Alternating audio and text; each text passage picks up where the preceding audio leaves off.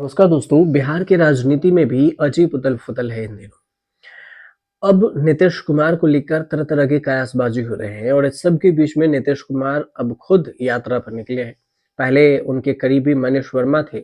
मनीष वर्मा के बाद अब नीतीश कुमार खुद यात्रा पर निकले। एक तरफ उनकी यात्रा की चर्चा हो रही है, तो दूसरी तरफ एनडीए से नाराजगी और एनडीए को छोड़ जाने की बात भी चल रही है।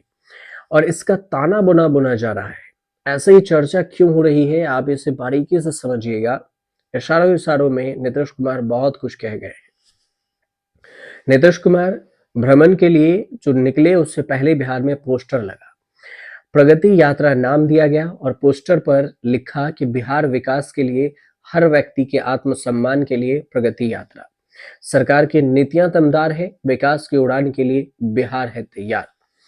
ऐसा पोस्टर लगा और उस पर लिखा गया। नीतीश कुमार प्रगति यात्रा पर निकले हैं और इस बीच में खबर है कि बीजेपी बिहार में 2025 का विधानसभा चुनाव जेडीयू के नेतृत्व में लड़ना स्वीकार कर लिया है और जेडीयू ने भी फटाफट एक पोस्टर जारी कर दिया ताकि सनद रहे और फिर वक्त पर भी काम आ जाए।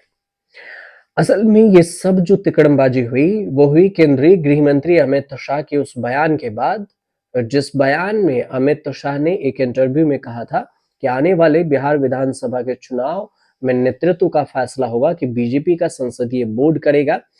और तभी से ये चर्चा शुरू हुई कि कौन वहां पर सीएम बनेगा। इसको लेकर अमित शाह के बयान को लेकर खलबली मच गई। फॉर्मूला तय होने लगा। फिर नीतीश कुमार चुनाव के बाद मुख्यमंत्री बनेंगे या नहीं, इसको लेकर सवाल उठने लगे। अब देखा जाए तो प्रगति यात्रा भी नीतीश कुमार के मिशन 2025 का ही हिस्सा है। पश्चिमी चंपारण जिले से प्रगति यात्रा शुरू हुई तो नीतीश कुमार ने जिले को 781 करोड़ रुपए की योजना की सौगात दे दी।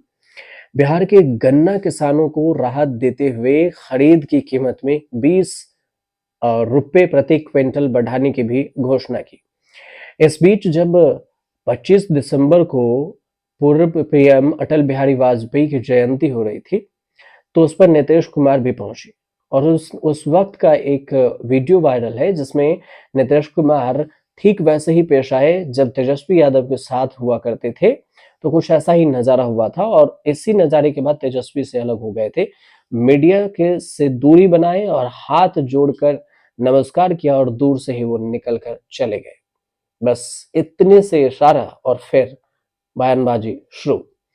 इस बीच तेजस्वी यादव ने एक ऐसा बयान दिया जिससे राजनीति और भी गर्मा गई।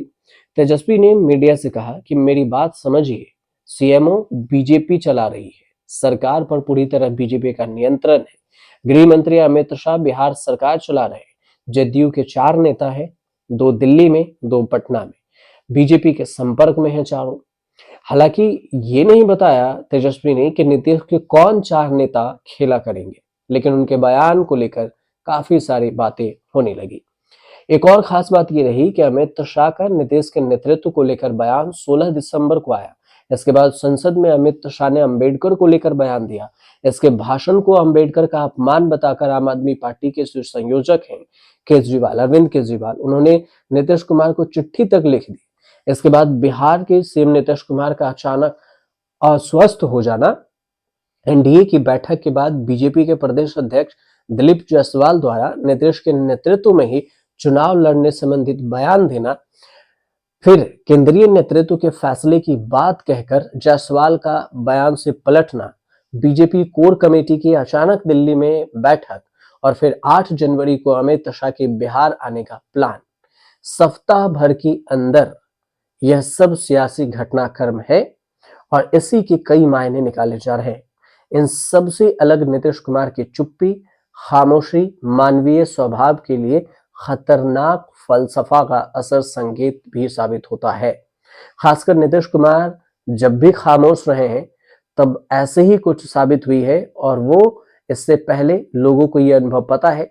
यही वजह है कि पटना से लेकर दिल्ली तक बिहार की सियासत में फिर एक बदलाव की लोग आहट महसूस कर रहे हैं।